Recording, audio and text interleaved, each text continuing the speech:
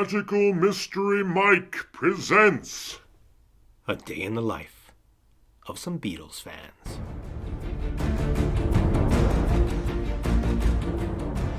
Our quest to see the Beatles Rooftop Concert in IMAX, starring your host,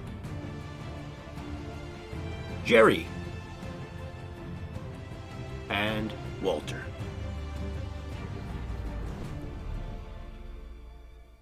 January 28th and 29th, 2022 saw the northeast United States hit by a blizzard. Frigid temperatures, heavy snow, and sustained gusting winds swept the area. My mind raced with thoughts of power outages, difficult travel conditions, and event cancellations. The event at the forefront of my mind? The Beatles Rooftop performance presented in IMAX, scheduled 53 years to the day since the Beatles performed their final public performance. It's Sunday, January 30th, 2022. It's the 53rd anniversary of the Beatles Rooftop Concert. I'm about to head out, meet up with some friends, and check out the Beatles Rooftop Concert in IMAX. Let's see how this goes. Fortunately, the wicked winter weather withered some, granting time enough to dig out and allow the roads to be cleared and treated. So off I go. This special Get Back screening, scheduled to open in select IMAX theaters only, numbering less than 70 locations. All but one of these were located in the United States, with the final location being the London BFI IMAX. I did hear some complaints about this from dismayed Beatle brothers across the pond who were unable to get to that theater. Fortunately, a second screening is being planned in select global markets for the February 11th through 13th weekend. After meeting up with the supporting cast of this video and driving to our destination, we ascended an escalator at 1:38 p.m. to meet our destiny. And there it is, the AMC Garden State 16 and IMAX Theater, located in lovely Paramus, New Jersey. With time to spare, we decided to grab a bite to eat. Jerry, you ready for this? Yes, I am. All right. Can't wait. At 2:36 p.m., with bellies full of Shake Shack, we head toward our final destination to relive history. What a fantastic space.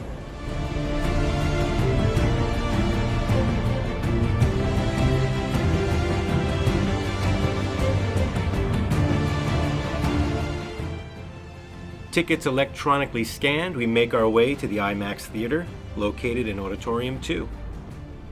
But not before stopping off at the concession stand for popcorn and icy cold carbonated beverages.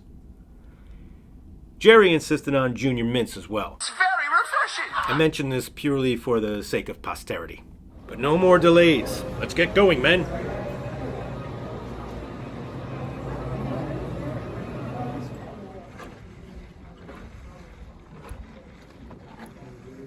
Wow, what a sight seeing these images larger than life on that huge IMAX screen. Anybody excited? The images continue on the screen pre-event as we settle into our seats. As part of this event, AskIMAX.live enabled the ability for fans to submit questions in real time for a live Q&A. At precisely 3 p.m., BBC broadcaster Matt Everett appeared on screen live via satellite. The film features for the first time in its entirety the Beatles' last live performance as a group, the unforgettable Rooftop Concert on London's Savile Row, which took place exactly 53 years ago today. A subsequent live Q&A with Get Back director Peter Jackson took place as Jackson answered the questions fans submitted. Among some of the more interesting commentary, Jackson spoke about the distinct mixing done by Giles Martin for this IMAX presentation. He shared an anecdote about how Giles had to travel to a distinct location in order to mix the Rooftop Concert for IMAX. That location? Twickenham Film Studios, of all places, bringing Get Back full circle. Jackson also mentioned that despite not having been given the go-ahead to do so at this time, he would like to do an extended cut of Get Back, adding an additional 3 to 4 hours to what is already available. He encouraged anyone who wants to see this material to write Disney and Apple Corps, adding, "Public pressure does sometimes work." Finally, the main event began shortly after 3:30 p.m., and the rooftop concert footage queued up around 3:45 p.m. For those of you who may not realize, let me clarify. Although this presentation was digitally remastered with proprietary IMAX technology and given a unique audio mix for IMAX, the material itself is very similar to what was shown on Disney+. This was simply an edited form of the longer Get Back docuseries. This IMAX presentation started the same as Episode 1 on Disney+, giving a brief chronology of the Beatles' career up until 1969, then showing the rooftop concert in its entirety. Just like on Disney+, the cutaways from the roof were present, with man-on-the-street commentaries over the music and split-screen format. Yes, we still hear from that sweet old lady whose golden slumber was so rudely foiled by the Beatles. Of course, we ain't celebrating her afternoon nap 53 years later now, are we? If anybody watching is disappointed that what was shown in IMAX was not an uninterrupted concert performance, I suggest checking out the streaming version of the rooftop concert. I particularly enjoyed the SiriusXM special presentation of the complete concert hosted by Beatles documentarian Kevin Howlett, whom I always find does an excellent job. But I digress. Seeing the rooftop concert on that large format IMAX screen, and more incredibly, hearing the rooftop concert blaring out of those IMAX speakers, made this an incredible event to be present for. It was truly an amazing experience. The other moving element was hearing the spontaneous applause of the live crowd mixed with the sparse crowd heard applauding on the recording.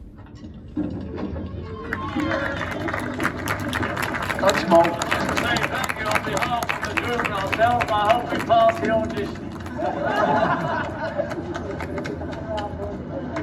As the screening ended and we departed the theater, the crowd seemed to be moving rather slowly. But as it turns out, the wait was worth it, as round the hall near the exit was a table full of Beatles swag.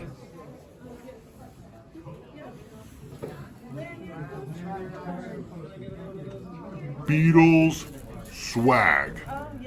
I'll show these items in more detail as a bonus at the end of this video.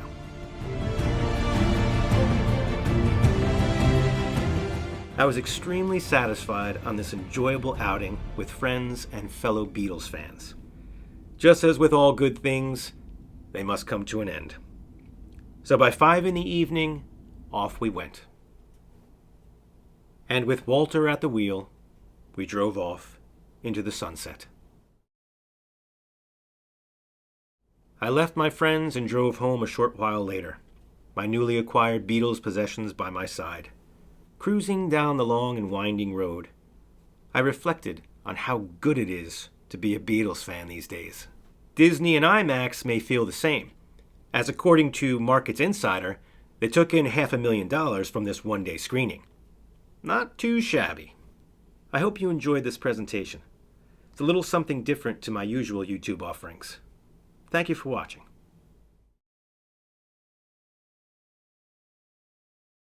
For those of you who'd like a closer look at the free items given out following the screening, here you go. First up is the most obvious item, the IMAX poster.